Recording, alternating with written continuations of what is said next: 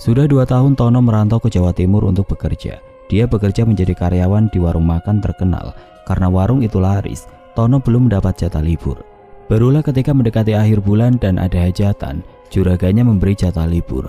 Tono memanfaatkannya untuk pulang ke kampung halaman. Di kampung halaman, Tono menjenguk kedua orang tuanya yang sudah menginjak usia 58 tahun. Kedatangannya disambut riang gembira oleh orang tua dan keluarganya. Ia sangat senang karena bapak dan ibunya masih sehat. Tidak hanya itu, Tono juga mencari siapa saja temannya yang masih tinggal di kampung halaman. Karena sebelum berangkat merantau, dia dan keempat temannya berjanji akan sama-sama merantau. Mereka ingin mengubah nasib keluarganya. Betapa terkejutnya Tono saat melihat Asep sedang memberi makan kambing di belakang rumahnya. Tono langsung menghampiri teman kecilnya itu. Asep kaget dengan kedatangannya. "Tono, kamu pulang ternyata?" Asep langsung memeluk teman lamanya itu. "Iya Asep, apa kabar?" Tono tersenyum dan bertanya kabar Asep. Sebelum menjawab, Asep mengajak Tono untuk duduk dulu. "Baik Ton, kamu sendiri bagaimana? Seru kan merantau?" Asep bertanya dengan rasa penasaran yang begitu tinggi. "Iya Asep, oh ya, omong-omong, kenapa kamu tidak merantau?" Tanya Tono dengan nada pelan karena takut menyinggung. "Sebenarnya kemarin aku sudah merantau, tapi karena ada kendala, aku pilih pulang." Asep menjawab dengan suara yang terdengar begitu berat karena sedih. "Memangnya kerja apa, Asep?" "Membangun tanggul, kerjanya keras, gajinya nggak manusiawi." Tono merasa kasihan dengan Asep. Di saat mereka berhenti mengobrol, tiba-tiba Tono ingat teman baik juraganya butuh karyawan untuk jualan mie ayam dan bakso. Katanya gaji di sana lumayan besar. Siapa tahu Asep mau dan betah. "Sep, kalau jualan mie ayam dan bakso, kamu mau nggak?" Asep seketika menoleh saat mendengar tawaran dari Tono. "Tentu saja mau. Aku juga ada pengalaman sedikit jualan mie ayam." "Syukurlah kalau kamu mau. Nanti aku bilang ke juragan." Tono tersenyum. Asep tampak terlihat bahagia. Usai membicarakan pekerjaan, mereka sempat mengobrol dan membahas soal masa kecil dulu. Sebelum akhirnya harus berhenti karena Tono harus pulang. Dia ada acara keluarga di tempat budenya. Asep tidak bisa mencegah temannya itu. Besoknya Tono datang membawa kabar bahagia. Asep yang sedang membersihkan motor bututnya dikagetkan dengan suara temannya itu. Asep pun mengajak Tono duduk di bawah pohon mangga yang teduh dan sejuk. "Aku kesini bawa kabar gembira, Sep." Tono membuka obrolan dengan senyuman yang menular. Sep yang melihat senyuman Tono dan perkataan temannya itu seketika menjadi bunga. "Apa itu, Ton?" Jawab Asep yang sudah tidak sabar ingin mendengar kabarnya. "Kata juraganku, kamu bisa bekerja di warung mie ayam dan bakso milik temannya. Berangkatnya nanti bareng aku saja." Mendengar perkataan Tono, Asep langsung jingrak-jingrak kegirangan. Tidak lupa ia menyalami dan memeluk teman kecilnya. Lihat tingkah aneh Asep membuat Tono tertawa.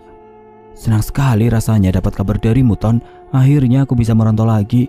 Kerja di sini penghasilannya jauh dari kata layak, Ton. Apalagi kerjanya tidak pasti." Asep mengeluh usai berjingrak-jingrak bahagia. "Iya, Sep. Makanya waktu itu aku ngajak kalian merantau. Karena apa? Rumah-rumah orang yang merantau bagus-bagus semua. Contohnya Pak Parman. Coba kamu perhatikan dengan baik-baik. Rumahnya bagus banget." "Bener, Ton. Terima kasih ya." Tono mengangguk sambil tersenyum pada Asep. Mereka pun mengobrol dan membahas hal lain dari pagi sampai siang. Tono yang tiba-tiba mengantuk langsung pamit pulang.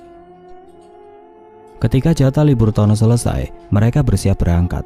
Tono menjemput Asep di rumahnya, sekalian pergi ke pinggir jalan raya untuk menunggu taksi. Mereka sudah berencana berangkat menggunakan kereta karena lebih cepat dan murah. Mereka tiba di stasiun 15 menit sebelum keberangkatan. Tono dan Asep langsung mengecek karcis pada petugas. "Buruan, keretanya mau berangkat," suruh petugas pada mereka. Tono dan Asep bergegas masuk ke kereta yang terlihat seperti hendak melaju. Mereka duduk sesuai dengan kursi yang ada di karcis. Tono memilih duduk di dekat jendela karena ingin melihat pemandangan luar. Asep tidak mempermasalahkannya. Sepanjang perjalanan mereka tidak terlalu banyak mengobrol. Hanya saja Tono memberitahu tentang apa saja yang menjadi pantangan orang di daerah sana. Asep mendengarkannya dengan khidmat. Nasihat itu menjadi bekal penting untuknya. Setelah berada di perjalanan selama 1 jam, akhirnya mereka sampai ke stasiun yang dituju. Mereka turun dan langsung mencari taksi yang berada di depan halaman stasiun. Saat melihat taksi berhenti, Tono mengajak Asep mendatangi salah satu taksi. Dari stasiun ke tempat Tono bekerja hanya membutuhkan waktu sekitar 40 menit. Dia memilih taksi karena aksesnya mudah dan tidak perlu jalan lagi. Setibanya di warung makan tempat Tono bekerja, Asep diajak menemui Pak Bejo. Pak Bejo sendiri adalah pemilik dari warung tersebut. Dia sudah membuka warung makan di 3 daerah yang berbeda-beda. "Siang Pak, ini teman yang saya ceritakan waktu itu, namanya Asep." Usai memperkenalkan, Tono mengode Asep supaya meminta bersalaman. Pak Bejo yang sedang sibuk menghitung uang langsung menoleh.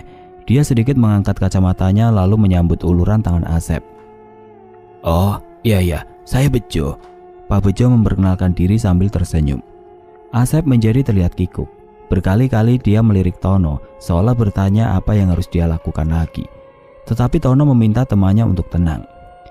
Tono dan Asep terpaksa mematung sambil berdiri selama 5 menit karena menunggu Pak Bejo menghitung uang sampai selesai. Barulah dia mengajak keduanya berbicara lebih lanjut. "Bagaimana? Kamu mau jualan mie ayam dan bakso?" "Mau Pak, tentu saja sangat mau." Asep seketika menyaut tanpa diberi kode oleh Tono. "Bagus kalau begitu. Sebentar, aku telepon dulu Pak Surya." Pak Bejo langsung membuka teleponnya. Asep dan Tono menunggu lagi. Mereka tidak bisa mendengar suara telepon dua bos pengusaha makanan itu. Sambil menunggu, Asep mengedarkan pandangan ke seluruh ruangan. Dia melihat ruangan milik juragan warung makan tersebut. Ternyata ruangannya tidak terlalu mewah dan kelihatan biasa. Batin Asep keheranan. Dia kira ruangan juragan itu besar dan mewah. Ternyata tidak semua begitu. "Kalian langsung saja ke warungnya. Kebetulan Pak Surya ada di sana. Tono tahu tempatnya." Pak Bejo akhirnya memberi kepastian setelah menutup teleponnya. Tono mengangguk lalu mengajak Asep keluar dari ruangan tersebut. Asep lagi-lagi menatap setiap jengkal ruangan warung itu ketika berjalan ke pintu depan. "Di sini setiap karyawan perantau mendapat motor. Tentu dengan syarat sudah dipercaya. Kalau karyawan baru tidak akan mungkin." Tono tertawa dengan lagak seperti mengejek Asep. "Iya ya, ayo buruan nanti kesiangan." Asep langsung mengajak Tono pergi ke warung mie ayam bakso milik Pak Surya. Tono menyalakan motornya dan berjalan di jalanan yang sudah padat merayap. Jarak antara warung makan Pak Bejo dengan warung mie ayam milik Pak Surya sangat dekat. Mereka hanya butuh waktu 15 menit untuk bisa sampai. "Warungnya belum buka, Sep. Ayo buruan, biar ngobrolnya enak." Tono tampak buru-buru mengajak Asep masuk ke dalam. Ketika masuk ke warung, Tono melihat ada Pak Surya dan beberapa karyawan yang sedang sibuk mempersiapkan dagangannya. Saking sibuknya, sampai-sampai mereka tidak tahu ada yang datang. "Siang Pak, saya Tono, karyawannya Pak Bejo." Tono lebih dulu menyapa Pak Surya yang tengah merapikan beberapa botol saus. "Oh iya, barusan Pak Bejo telepon. Ayo masuk, tidak enak ngobrolnya di sini." Pak Surya terlihat sangat ramah, apalagi saat dia mengajak Tono dan Asep masuk ke dalam ruangan yang mirip dengan teras rumah. Tono memperkenalkan Asep yang sejak tadi tampak gugup, apalagi setelah melihat warung mie ayam itu sangat besar dan luas. "Siang Pak, saya Asep, temannya Tono." Asep memperkenalkan diri sambil mengulurkan tangannya. Pak Surya langsung menyambut uluran tangan tersebut sambil tersenyum. Dia menanyakan beberapa hal tentang Asep. Ketika Asep bercerita soal pengalaman berjualan mie ayam, calon juragannya itu tampak senang. "Kau sudah tahu dasarnya, aku tidak perlu lagi repot-repot memandu atau mengarahkan. Tinggal terus diasah saja pengalamanmu itu, Mas." Pak Surya memuji Asep. "Baik Pak." Asep menjawab dengan perasaan senang. Pujian itu membuatnya sedikit menghilangkan kegugupan yang sejak tadi hingga pada dirinya. Pak Surya meminta Tono untuk kembali karena dia sudah menerima Asep sebagai karyawan baru. Tono pamit dan mereka lanjut mengobrol. "Soal tempat tidur, nanti kamu ikut di rumah saja karena warung penuh." "Baik Pak, kapan saya bisa mulai bekerja?" "Sebentar, sebelum kamu kerja, ada beberapa hal yang perlu kamu ingat dengan baik." Pak Surya memasang wajah serius saat mengatakan beberapa patah kata barusan. "Apa itu Pak?" tanya Asep yang tentu terkejut usai mendengar perkataan dari Pak Surya. "Nanti, kalau kamu melihat ular atau ada ular melewati tubuhmu, jangan teriak dan jangan sekali-kali kamu usir ular itu," ujar Pak Surya sambil melototi Asep. Asep menelan ludah. Sebelum menjawab, dia bertanya-tanya pada dirinya sendiri. Memangnya kenapa? Ada apa dengan ular itu? Bukannya ular berbahaya ya? Batin Asep ketakutan. Pak Surya bertanya lagi apakah Asep mau menyanggupi atau tidak. Asep yang kepepet pun mau tidak mau harus menyanggupinya. Bagus, kalau begitu kamu istirahat dulu, kerjanya mulai besok saja, nanti biar diantar Pak Soleh ke rumah. Pak Surya mengangguk lalu beranjak dari tempat duduknya. Pak, apa saya boleh tanya? Asep memberanikan diri mengungkapkan kegelisahannya. Pak Surya menoleh dan mengangguk. Mau tanya apa, Mas? Apakah ular yang Bapak maksud barusan menggigit? Suara Asep terputus-putus saat bertanya karena merasa takut. Tidak, Mas, tenang saja. Pak Surya membalasnya dengan menambahkan senyuman di wajahnya. Asep menjadi lega. Pak Surya melenggang pergi dari ruangan itu tanpa berkata apa-apa. Asep yang sedang menunggu Pak Soleh datang melihat-lihat lagi keadaan sekitar. Dia suka penasaran dengan setiap benda atau ruangan yang baru ia datangi. Belum selesai melihat-lihat, Pak Soleh datang membawa makanan sambil mengajak Asep ke halaman. Asep mengambil makanan itu lalu membuntuti Pak Soleh. Ketika sampai di rumah Pak Surya, Asep membantu Pak Soleh menurunkan barang-barang yang tadi juga ikut dibawa. Tentu saja barang itu adalah barang-barang keperluan warung. Mereka tata barang-barang itu di belakang rumah sampai selesai. Saat semua sudah beres, Pak Soleh mengajak Asep masuk ke dalam. Dia menunjukkan kamar yang nantinya Asep gunakan untuk tidur.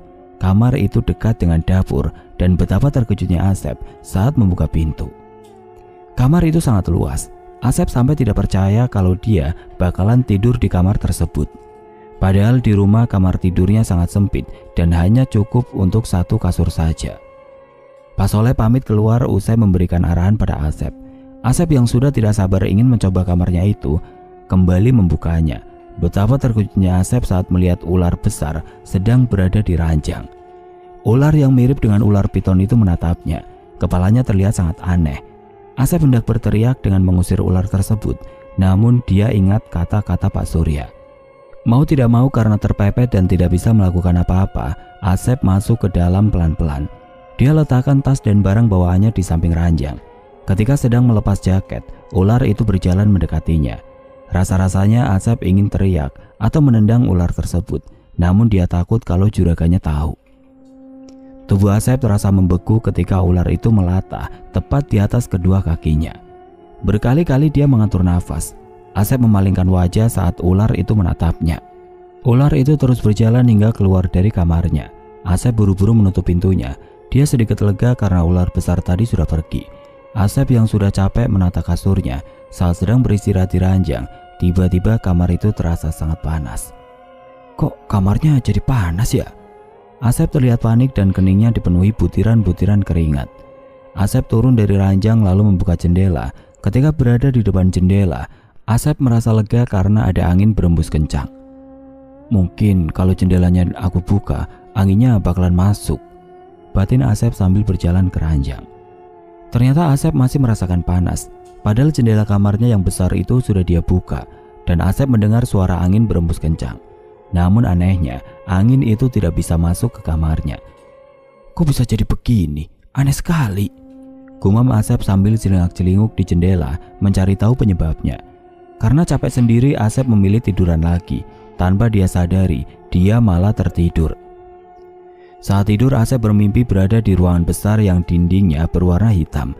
Dia sendiri dan berjalan mencari jalan keluar. Ketika dia berjalan ke depan, dia melihat ular yang sangat besar.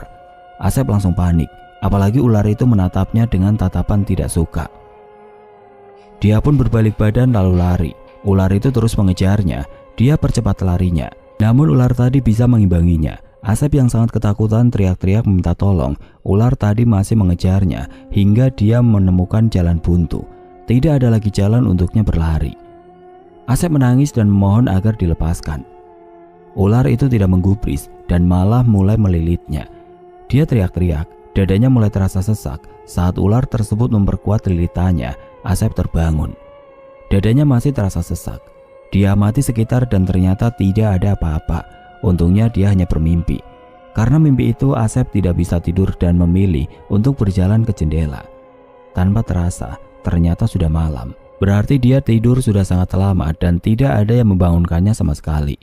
Ketika tengah asik memandangi halaman dari jendela, tiba-tiba saja ia mendengar ada suara perempuan cekikikan.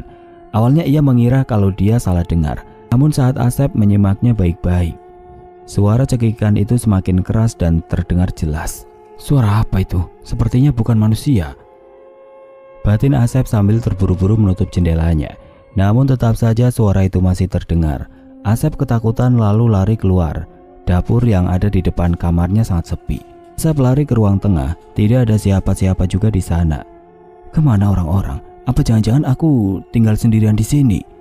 Batin Asep sambil menelan ludah berkali-kali. Asep mencari pintu supaya bisa keluar. Ketika keluar dan memutari sekitar, dia belum melihat siapa-siapa sejak tadi. Aku yakin di sini aku tinggal sendirian. Karena takut, Asep memilih tidur di teras sambil menunggu ada orang yang datang. Dia tidur sampai pagi. Jam 5 dia gelagapan karena ada yang membangunkannya.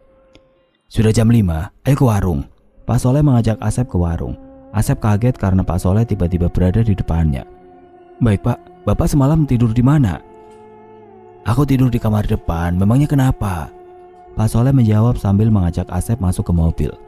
Kamar depan? Semalam aku keliling tapi nggak ada siapa-siapa. Asep terkejut dengan jawaban Pak Soleh barusan. Iya, pintunya saja tidak aku tutup sampai pagi tadi. Asep menelan ludah usai mendengar jawaban dari Pak Soleh. Dia masih tidak percaya dengan perkataan Pak Soleh. Karena semalam dia yakin dengan mata kepalanya sendiri dia melihat semua kamar tertutup. Pak Soleh yang mendengar ceritanya juga kaget karena menurutnya semalam dia tidak mendengar ada orang teriak-teriak atau lari-lari. Sepanjang perjalanan ke warung, Asep hanya diam saja. Dia terus memikirkan kejadian aneh semalam. Dia seperti berada di tempat lain yang hanya ada dia sendiri. Asep mulai curiga ada yang tidak beres dengan Pak Surya dan rumahnya. Setelah jalan perlahan, akhirnya mereka sampai. Asep langsung ke belakang bergabung dengan teman-teman barunya. Satu persatu Asep mulai mengenal namanya. Mereka meracik bahan-bahan yang akan disiapkan untuk berjualan. Asep bagian merajangi daun bawang. Di tengah-tengah mengiris, dia ingin buang air kecil. Kamar mandi di mana ya Mas? Tanya Asep pada Bono. Di belakang sana. Bono memberitahu Asep kamar mandi yang terletak di belakang warung. Asep baru tahu ternyata kamar mandinya jauh. Karena sudah tidak tahan, dia segera bergegas ke sana dengan sedikit berlari. Setibanya di sana, Asep melihat ada 3 kamar mandi. Yang 2 pintunya terbuka, sedangkan yang satunya tertutup rapat. Asep yang sudah kebelet memilih kamar mandi bagian tengah, persis berada di sebelah kiri kamar mandi yang pintunya tertutup. Ketika sedang buang air kecil, Asep mendengar ada suara orang yang mengerang di kamar mandi sebelah. Asep tidak curiga karena mungkin itu karyawan lain atau pengunjung. Asep kembali bergabung dengan teman-temannya. Ketika selesai semua, karyawan diberi istirahat selama 30 menit. Asep dan Bono duduk berdampingan agak menjauh dari yang lain. Tadi waktu aku buang air, aku mendengar ada suara di kamar mandi yang pintunya tertutup. Kira-kira siapa ya? Asep membuka obrolan dengan membahas masalah kamar mandi. Wajah Bono terlihat sedikit panik dan tampak was-was. Apalagi saat dia celingak-celinguk seperti memastikan kalau tidak ada siapa-siapa di sana. Kamu juga mendengar ya? Tanya Bono dengan suara sangat lirih. Iya, memangnya kenapa? Asep balik tanya, namun kini dengan rasa penasaran yang sudah menumpuk-numpuk. Aku sudah 2 tahun di sini, tapi tidak tahu kenapa kamar mandi itu selalu ditutup. Dan kalau buang air di sebelahnya, aku juga mendengar suara seperti yang kamu dengar. Awalnya aku kira cuma aku yang mendengarnya, ternyata kamu juga. Bono memberitahu Asep dengan sedikit berbisik. Bibirnya tepat berada di depan kuping kanan Asep. Aneh sekali. Apa ya itu Pak? Bono menggeleng dan meminta Asep untuk diam karena Pak Surya datang menghampiri mereka. Asep dan Bono seketika mengubah posisi duduknya lalu menghadap Pak Surya. Mas Asep, bagaimana? Capek nggak? Pak Surya langsung bertanya pada Asep yang kebetulan baru bekerja hari ini. Tidak Pak, aman. Asep menjawab sambil menganggukkan kepala. Ya sudah, kalau begitu semoga betah ya. Pak Surya memuji lalu langsung pergi. Selesai istirahat, warung mie ayam bakso Pak Surya langsung buka. Karena sudah berpengalaman, Asep diminta menjadi pemasak mie ayam dan baksonya. Dia didampingi Pak Surya dan anaknya. Asep merasa gugup karena harus bekerja di depan juraganya. Saat dia sedang memasak, ada tangan merambat di lehernya. Asep seketika terkejut. Dia melirik tangan itu. Tubuhnya mendadak tegang karena tangan itu tampak keriput dan warnanya putih pucat. Tangan itu merambat dan berjalan sampai ke samping mata. Asep hendak berteriak namun dia tahan sekuat mungkin. Ketika Asep melirik, tangan itu sudah hilang dan tidak ada siapa-siapa di belakangnya. Nafas Asep tersegal-segal, dadanya terasa menyempit dan naik turun hingga tidak beraturan. Asep menjadi takut. Ketika mengaduk mie ayam, tangannya sedikit gemetar, apalagi saat dia menghitung siapa yang belum mendapat mie ayamnya. Karena ketika dia menghitung, dia melihat ada perempuan berambut panjang dan berbaju putih.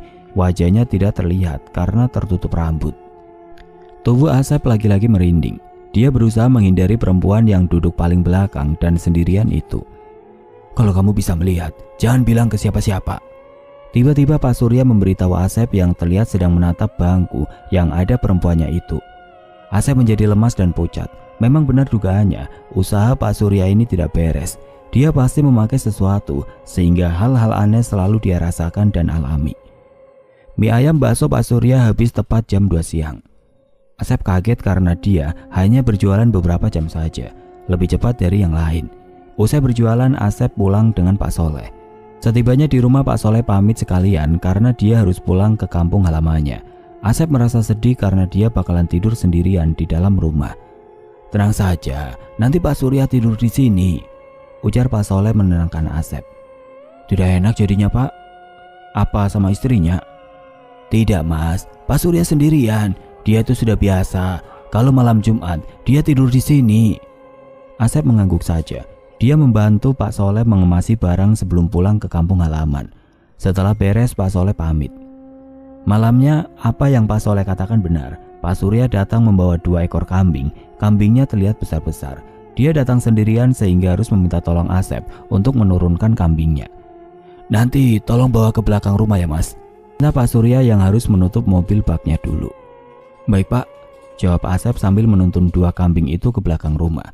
Sepanjang perjalanan menuntun kambing ke belakang, dia terus bertanya pada dirinya sendiri berulang kali, "Kambing ini untuk apa ya?" Tidak berselang lama Pak Surya datang dengan seseorang. Kalau Asep lihat-lihat, dandanannya seperti seorang dukun. Asep tidak banyak tanya dan hanya diam menyimak. Apalagi saat 2 kambing itu disembeli, darah mengucur deras dari kerongkongan kambing tersebut. Usai disembeli, orang itu langsung memotong kepalanya, dua-duanya sekaligus. "Kamu kubur 2 kepala ini di sana." Orang tersebut menyuruh Pak Surya mengubur kambing di bawah pohon beringin yang sangat besar. "Baik, Mbah." Usai melihat semua itu, Asep kembali tidak bisa tidur. Dia terus penasaran dengan apa yang dilakukan oleh Pak Surya dan orang tersebut. Apa jangan-jangan itu tumbal pesugihan ya? Paginya Asep berjualan seperti biasanya. Meskipun kepalanya masih dipenuhi pertanyaan soal ritual semalam, dia tetap harus bekerja. Asep bekerja dengan sungguh-sungguh. Hari itu Pak Surya kedatangan teman sekaligus sahabat lamanya. Dia datang bersama anak perempuan seusia dengan Asep. Perempuan itu bernama Jessica. Asep sedikit terpana dengan kecantikan anak dari Pak Dayat tersebut. Namun dia sadar kalau dia bukan siapa-siapa. Asep melayani kedua tamu istimewa juraganya dengan ramah dan santun, sehingga membuat Jessica kadang-kadang mencuri pandang. Mereka hanya mampir sebentar lalu pergi. Malamnya Asep diajak ke rumah orang yang kemarin menyembelih kambing, sehingga membuatnya yakin kalau Pak Surya memakai pesugihan dan orang itu adalah dukunya yang bernama Mbah Do. Asep sangat ketakutan ketika berada di rumah Mbah Do, karena berkali-kali Mbah Do menatapnya dengan tatapan tidak suka. Dia takut kalau bakalan diapa-apakan oleh mereka. Asep terus menunduk sepanjang mereka mengobrol. Dia sedikit tenang saat Pak Surya mengajaknya pulang. Asep yang sampai di rumah tidak bisa tidur, memilih untuk menemui Tono. Dia ingin menceritakan apa yang dialami. Asep benar-benar takut dan ingin bertanya tentang jalan keluarnya. Kebetulan saat itu Tono sedang bersantai dengan Dwi. Kedatangannya mengejutkan Tono dan Dwi. Asep langsung cerita di depan keduanya. Dwi yang baru dia kenal juga ikut mendengarkannya. Mereka kaget soal apa yang Asep alami. "Kalau menurutku, Pak Surya benar-benar pakai pesugihan dah," Dwi menimpali usai Asep bercerita. "Aku pikir-pikir lagi sepertinya dia pakai, tapi aku tidak menyangka loh kalau dia pakai begituan, karena selama ini dia baik sih orangnya." Tono sedikit tidak menyangka dengan apa yang Pak Surya lakukan. "Masalahnya, aku sering diajak ritual-ritual itu, takutnya jangan-jangan aku yang dijadikan tumbal."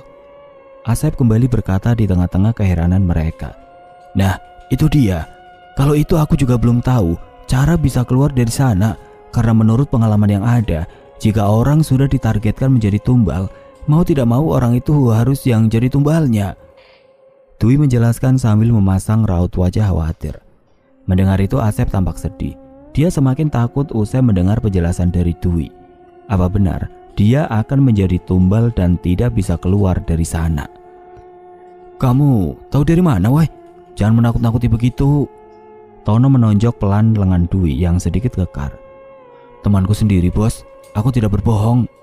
Dwi menggeleng. Apa kamu tidak punya teman yang bisa lolos dari hal itu? Ada. Syaratnya dia harus bisa pergi dari sana sejauh mungkin. Artinya harus sampai pindah pulau, Ton. Pikiran Asep semakin tidak karuan. Kepalanya dipenuhi berbagai masalah dan hatinya diselimuti rasa takut yang begitu mencekam. Apanya itu caranya? Asep bertanya dengan nada yang getir karena saking takutnya menjadi tumbal. Iya bos, kamu harus pergi ke pulau lain, misalnya merantau ke Sumatera, jawab Dwi sambil terus meyakinkan Asep. Karena mungkin itu salah satu jalan keluarnya, mau tidak mau Asep harus melakukannya. Dia harus pergi dari sana dan merantau jauh. Asep pun izin tidur di sana. Dia baru balik ke warung jam 5 pagi. Saat dia jualan tiba-tiba Pak Surya memanggilnya. Asep menarik napas dalam-dalam lalu mengembuskannya dengan agak keras. Apa jangan-jangan hari ini eksekusinya? Kalau iya, sebaiknya aku harus segera pergi. Asep buru-buru izin ke kamar mandi. Ketika berhasil keluar, dia berjalan mengendap-endap ke jalan raya. Namun nasib sial memang sedang tidak bisa diajak kompromi. Saat baru sampai di jalan raya, dia bertemu Pak Dayat. Kamu Asep yang kemarin itu ya? Pak Dayat langsung mengenali Asep. Asep yang sudah mati kutu hanya mengangguk. Mau kemana? Kok kelihatannya buru-buru? Tanya Pak Dayat yang semakin membuatnya kikuk. Oh, ini mau cari angin, Pak. Asep beralasan supaya tidak ketahuan. Pak Dayat meminta Asep untuk masuk. Ketika berada di ruangannya Pak Surya kaget karena ternyata Asep sudah bersama Pak Dayat. Tadi aku panggil-panggil ternyata sudah ketemu duluan. Pak Surya tertawa saat melihat mereka datang. Memangnya ada apa, Pak? Asep menatap Pak Dayat dan Pak Surya bergantian. Dia masih belum mengerti mengapa Pak Surya memanggil. Pak Dayat tertawa melihat gelagat Asep yang sedang kebingungan. Dia pun meminta Asep untuk duduk duluan. Begini, Sep.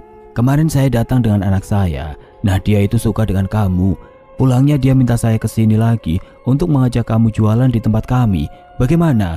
Aku juga sudah izin dengan Pak Surya. Katanya Pak Surya tidak masalah. Mendengar itu Asep bersorak-sorai di dalam hatinya.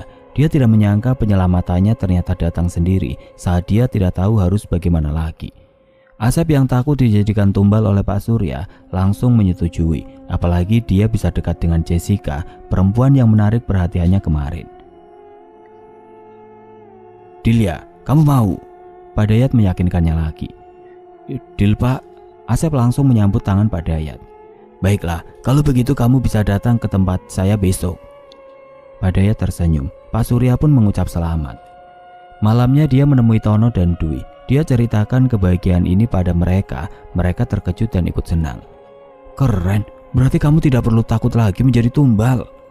Dwi sangat terkejut karena Asep bisa keluar dari tumbal pesugihan itu. Iya, beruntung sekali. Aku ada yang menyelamatkan.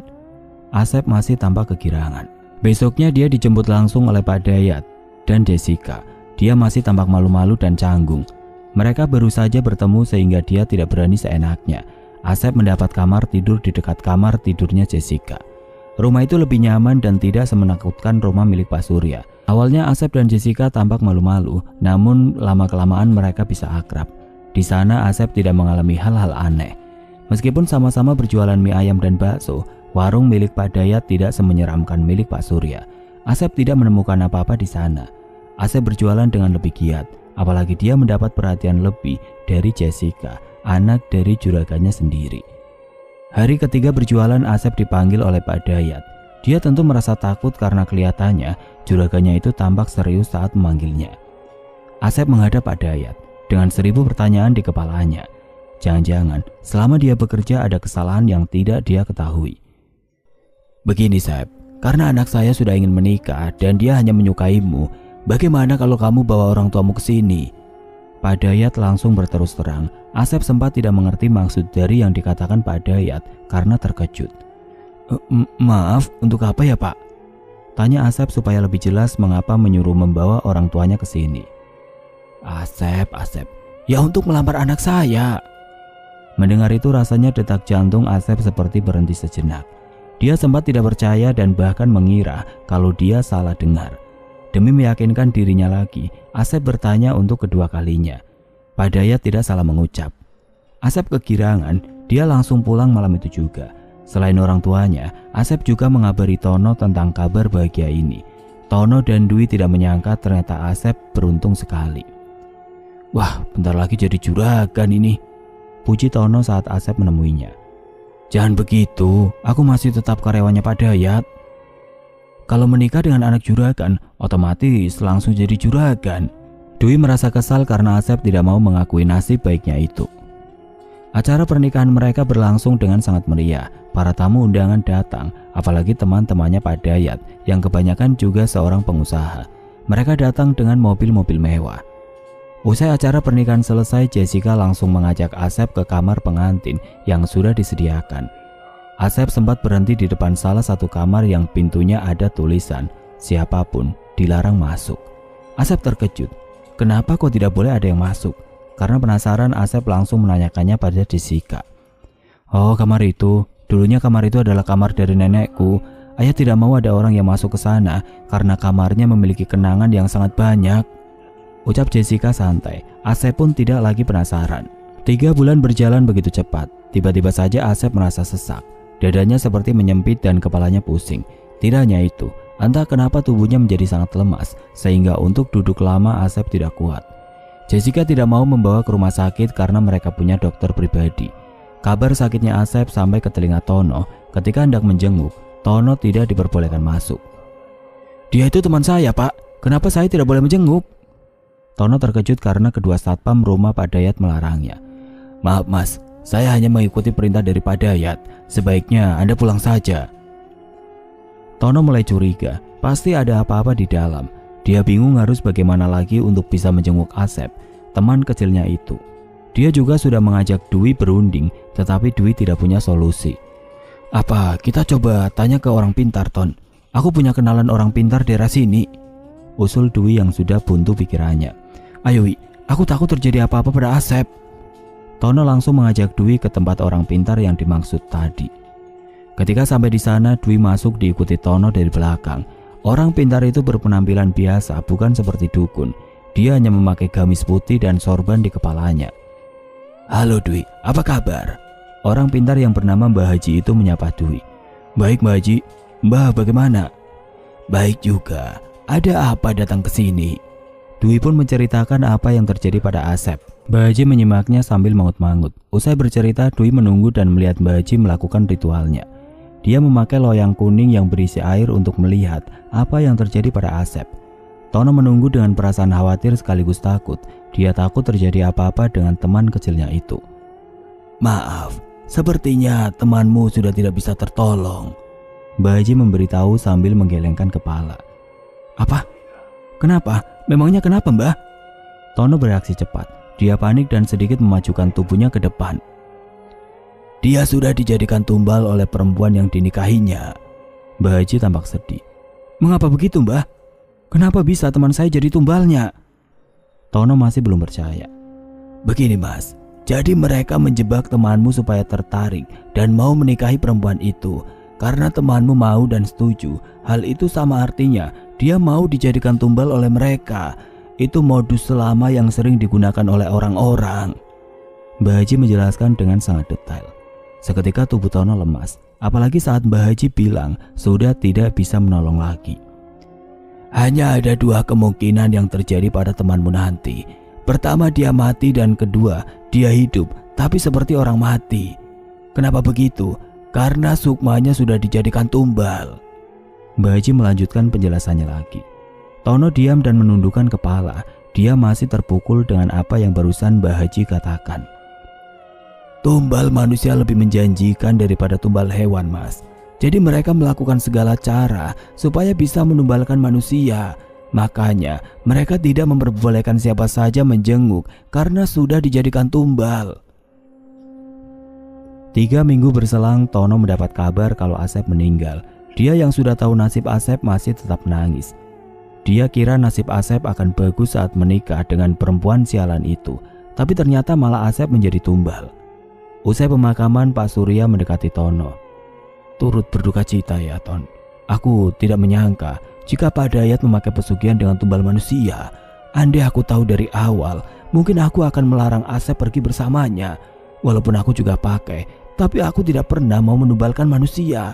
Lebih baik aku pakai tumbal hewan saja." Pak Surya tampak sedih saat mengucapkan hal itu. Tono bukannya berhenti menangis, malah tambah keras suara tangisannya. Ternyata selama ini dugaan Tono, Dwi dan Asep salah besar. Kira Pak Surya juga memakai tumbal manusia untuk usahanya.